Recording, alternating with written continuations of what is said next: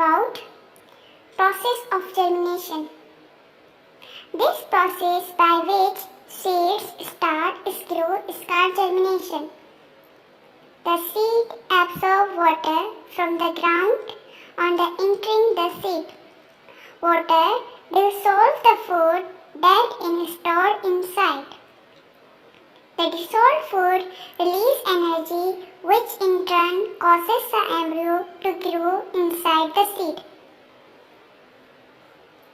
The embryo breaks the seed coat when it gets bigger. The roots is the first part of the plant that becomes out of a seed. The cotyledon contains a shoots which start growing upward towards the surface of the ground. The leaves of the cotyledon turn green after they release heat and light from the sun.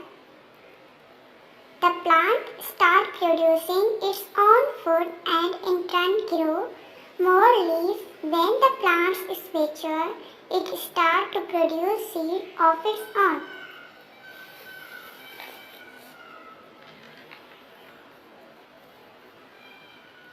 So hopefully you understand that today's lesson. Guys, it's your homework time. First, you label the diagram parts of plant. Then, what is your favorite flower? Write down the few points. Your home activity. Take any empty glass jar with some bottling paper. Put some water in it. Some pea seed next to the glass.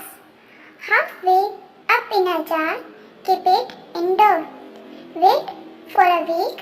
What can you see?